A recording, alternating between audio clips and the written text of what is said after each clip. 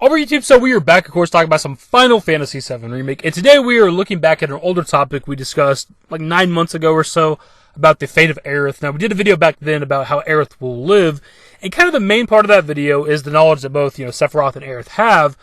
Based on that, Sephiroth within Remake should know that him killing Aerith kind of leads to his plan not succeeding, right? Because she's able to help conjure up the life stream from within the life stream, and that combined with Holy, of course, stops Meteor. Now, when it comes to Remake, we have no idea what the plans are for the future. Like, Sephiroth might not even be going the route of getting the Black Materia, summoning Meteor to try to destroy the planet, right? It could be a completely different thing. We have no goddamn idea. But if he's going down the same route as he did in the original FF7, like, he wouldn't want to kill Aerith because, again, that leads to his downfall. It's kind of the thinking with that original video, but I kind of want to look at it some more. So the question we're asking today is, does Aerith have to die? Again, a similar topic, but still very different. Now, based on the original game, Aerith successfully summons Holy before Sephiroth stabs her, right? We see that whenever we come back to the Forgotten Capital. Bugenhagen shows us, like, the Holy Materia, like, in the ocean or whatever, in the water, and it's glowing green, which means it was successfully summoned. Now, when it comes to the original game, of course, like, Holy doesn't interact with Meteor soon enough, which is why the live stream has to come out and help it. Like, it's just, Meteor's too close to the planet, it's too late. So the obvious argument here is that Aerith needs to die, needs to be within the live stream to, like, command the live stream to help out Holy, to push back Meteor so that Holy can destroy it. Which I do, for the most part, agree with. Like, that seems to be the most obvious thing here. Now, Aerith does seem to have a deeper connection to the planet when it comes to Remake, and how that could work in Remake is that, for one, the Holy summoning prayer, whatever you want to call it, could be answered a lot sooner, which means Holy's, like, active and more prepared to take on Meteor, and also the fact that she has a deeper connection to the planet. She may not actually have to be dead when it comes to the Remake story in order for the planet or the live stream to listen to her, if in fact Holy does need help taking down Meteor. All throughout Remake, we hear constantly about destiny and fate and altering destiny. Even at the end of the game, right before we go into Destiny's Crossroads, Chapter 18, Aerith mentions that if we go in there and kill Sephiroth, we'll be doing more than just changing fate. Sephiroth has to be stopped. He has to be. And that's why I'm asking you to help me. I know that together we can do this. But if we do, we'll be changing more than fate itself. So the defeat of Sephiroth at the end of the game kind of implies that we did in fact change fate. And of course we defeated the Whispers, so they're no longer there to keep Destiny in line. So going forward, of course, as we've discussed a million goddamn times on this channel, like, that things can be so different going forward. Like, we just have no idea, because the Whispers aren't there anymore to make sure shit happens like it did the original game.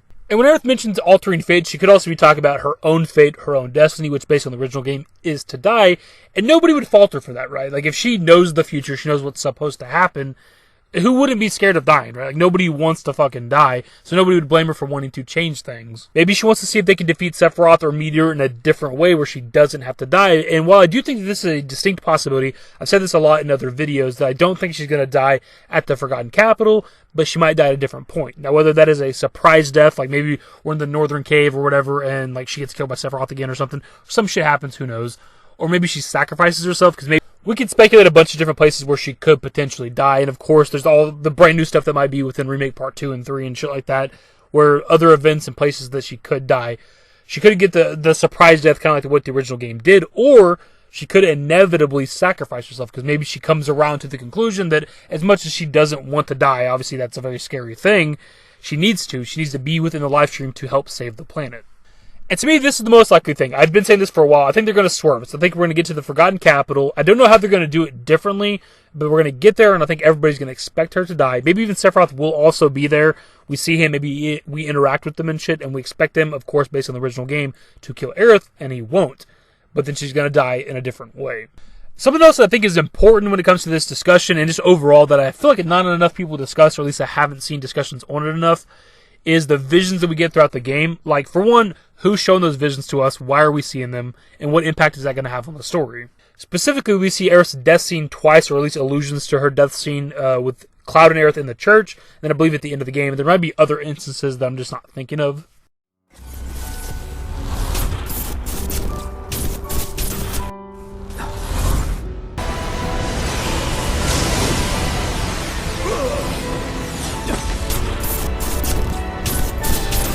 So the fact that we see Aerith's future death, at least based on the original game, more than once, and I believe it's the only, like, vision that we get that's kind of a repeat. I don't know if we see any of the other ones more than once besides Aerith's death. I feel like that's got to be significant in that it's going to be different. Whether that's because like Destiny and Fate are different, whether or not that's because Sephiroth doesn't want to kill Aerith because of the events of the original game, whether that's our characters acknowledging these future visions they're getting and knowing that it is the future and they need to change it, or whatever it might be. I just feel like it's going to be different. And I also feel like these visions we're getting throughout the first game for Remake have to be significant for something. Otherwise, they're pointless. Like, why are we seeing these things if we're not going to acknowledge them and change them? So to kind of wrap it all up, a little bit of TLDR here at the end. My personal thoughts on this. I do think Aerith has to die. Now, whether it's the same as the original game or whether it's different, who actually knows? My thoughts are that it will be different. Here's how I'll put it. If Jesse is alive still, Aerith has to die. Somebody has to die. Like, there has to be consequences in this fucking world. And we already know that Biggs is alive at the end of the game. We already know that Wedge is like 99% alive because we didn't see him physically die, right? He just got pulled out of a window. That doesn't mean he's dead. And there's also the chance that Jesse is alive. There has to be an actual death in this game besides the random people in Sector 7, right? There needs to be stakes and consequences in this world. And as much as I love the characters in Remake made me fall in love with the Final Fantasy VII characters all over again. Didn't think that was possible. Somebody has to die. The biggest motivation for our group, no disrespect to Jesse, Biggs, and Wedge, is obviously Aerith. And based on the original game, necessary. Anyways, my dudes, that is pretty much the video. Definitely want to hear your thoughts on this topic. I know we've probably discussed it a few times. Maybe not direct videos, but just kind of discussed it in passing in other videos over the last couple of years. Like 2019 until now, we've definitely discussed this a few times. But what are your thoughts on this? Like, do you think Aerith's going to die? Do you think she's going to die in the same way? Something different? Do you think she's going to sacrifice herself? What's going to happen? Either way, leave your thoughts and more in the comment section below. Hopefully you enjoyed the video. If you did, give it a thumbs up. Subscribe to the channel if you guys are new to update more Final Fantasy VII Remake content. Turn on my notifications. Follow me on Twitter, @DavidYT. I'm on Discord. Links to my social networks are in the description and in the outro. Later, guys. The future is always a blank page. Used to care what people thought, but now I care more, and nobody out here's got it figured out. So therefore, I've lost all hope of a happy ending, depending on whether or not it's worth it. So insecure, no one's perfect. We spend it with no shame. We blow that like Coltrane. We in here like Rogaine, or leave it like Cobain.